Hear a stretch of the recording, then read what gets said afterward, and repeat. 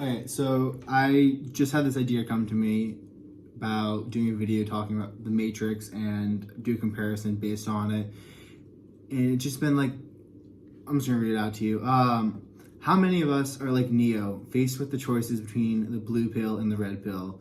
We think we wouldn't take the blue pill and continue our unconscious existence, but in reality, we already made that choice. We willingly submit ourselves to unconscious living, numbing our minds with constant stimulation. It's like we walk around plugged into the Matrix, never allowing our brains to just be. I'm not throwing stones here, I'm speaking from personal experience. I used to wake up in the morning and immediately turn on a TV show on my phone. The entire day was spent watching episodes between the most mundane activities. Whether I was walking between classes, eating, or even brushing my teeth, I always had a show playing. And at night, I would binge watch until I fell asleep. I would consume entire seasons in just a matter of weeks, using shows like an escape from reality. Even when I was driving, I had a show playing like an audiobook, just listening to the sounds. I was living in a constant state of distraction, never fully present in the moment. But then something changed. I started to get these glitches, these images of myself from another point of view. It was as though I was watching a person perform all my actions, and I was detached enough from myself that I could make observations. I was a fish looking at itself from out of the water, finally able to see my surroundings. I realized I was living my life on autopilot, and it wasn't fulfilling. I wanted to take the red pill, to wake up and live consciously. When I first started, I felt like I was drowning in the ocean, aware just enough to see how far away everything was from me and how much work I had to do. Every now and then, a wave would take me under, and I would become a little disoriented. But the moment I came up for air, I would orientate myself and continue to swim to shore. I started by disconnecting from technology and spending more time in nature. I committed myself to taking ice baths for a whole year. This was an amazing pattern disrupt. It gave me an anchor to build off of from day to day. I allowed myself to just be, to notice the thoughts passing through my mind without judgment. I incorporated mindfulness practices into my daily routine, taking moments to pause and just breathe deeply. I became more aware of my actions, my emotions, and the world around me. I started engaging in meaningful conversations and building deep relationships, looking at the most basic of objects and trying to think about how it was designed and the considerations that went into it. I reprioritized my passions and interests, investing time into activities that brought me joy and fulfillment. Choosing the red pill wasn't easy, but it was worth it. I'm more present and more fulfilled and more alive than ever before. So I invite you to join me. Choose the red pill, wake up from your unconscious living, and embrace mindfulness. And start a meditation practice. Like, make time on the bus to notice how the sun feels on your skin, and just really enjoy the moment you're at and where you are right now. Because I was watching my old videos about ice baths while editing them up and posting them on YouTube, and some of the stuff I was saying after I got out of the ice bath, like this one was to enjoy every single moment because I'm never going to be that way. Like, the world's never going to be this way. I'm never going to be right here ever again in my whole life. And once I realized that, I was able to start looking at these positives for what was good about college, because I just felt trapped. I didn't want to be there anymore, had 2 months left, and my family was far away, and I just felt like I was kind of stuck at school, and I hate the feeling of being forced to do something. And I'm sure most people do. Like, most people will like just spite someone, even if it negatively affects them, just so that they don't have to do something that someone's trying to force them to do. I mean, I'm horrible with people who think they have authority over me. And from the fact that I word it like that, you get where I'm coming from. But I was able to put together a list of all the positives of being in college and everything I liked. And once I started looking at the world from that point of view, it really helped.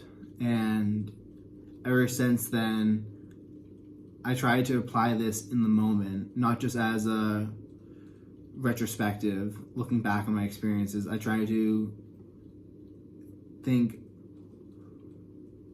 what about this moment? Like, I should just be in the moment, not necessarily actually thinking in my mind, but just be in the moment and notice the smells, like how the sounds. Like, I'm over here in Europe, and the foreign languages are just insane, especially this one dialect of German that's speaking in Vienna.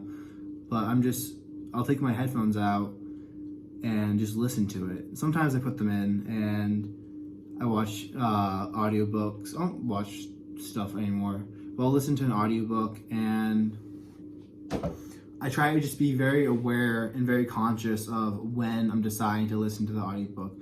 Am I listening to it just because I'm bored, or am I listening to it because I actually want to listen to the book? Like, how much focus can I give to being with the information of the book, letting it go through my head? Because sometimes it's nice to listen to an audiobook, go to a new environment, and allow thoughts from the book to trigger things and freely associate with other things in the environment. And your brain just loosens up and allows all these connections to start flowing. So the more nuance in the newer the environment is to you, the more connections you're getting from it. But other times you're on the bus, you're checking your phone, and you're looking how to make a connection between this point and that point.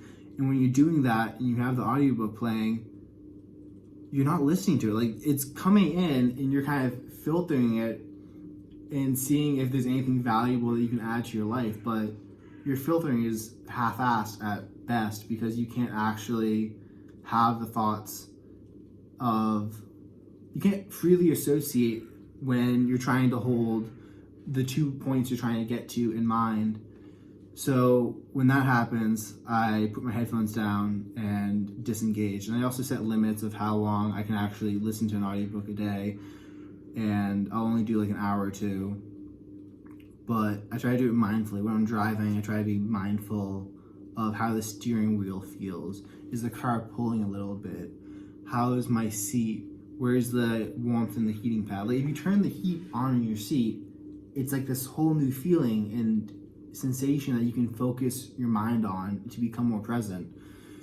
Walking barefoot outside is amazing, because I mean, even now, because I injured my foot during a 20-miler, I'm wearing sneakers, and all that padding just numbs the sensors on your feet. And if you can just take them off and walk, you'd be amazed the amount of feedback you can get through your feet and all the new sensations, especially if you're not worried about getting a little muddy, or if you have your calluses built up enough to actually go for decent sized walks outside, where it's just so much more information you can take in and places to put your awareness. You can put your awareness on your breath and focus on the expansion of your stomach, the temperature of the air, the sensation of the little nose hairs as you breathe in and out. And it's just something I'm working on. And through this, like, I have progressed rather far, but there's still times where I think about, like, what's the point of being so conscious? Like, couldn't I just maximize my time? Like, I can drive my car, I can listen to my audiobooks on times 2 speed, or maybe I'll bump it up to 2.5, or maybe to 3, and I can get this book done even shorter. But then you're barely making sense of what's being said. You're not associating ideas. You're spending all your concentration trying to actually understand the gibberish coming out of your phone. And I'm very much this one meme. I'm gonna try to find it, so bear with me for a second. A-type personality smelling flowers meme. Hopefully I can find this. There we go. So this is my phone. I'm not using computer software, but let's see. And let's tap there.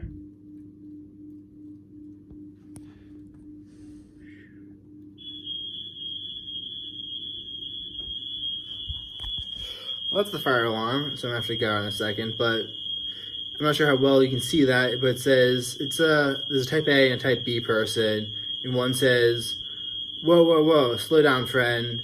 Don't you know that sometimes you just have to stop and smell the flowers?" And the type A person grabs all the flowers, goes, just huffs them up, and then he's running away with a little trophy saying "flower smelling champion." And the type B personality is just like curled up in a chair, like what's happening? The type A person is like who I was for such a long time. I've had this meme on my phone for ages because my friends just think it's so me, where I'm like, I can maximize more stuff if I listen to it on ×3 speed. Anyways, that alarm's going to be annoying, so see you tomorrow.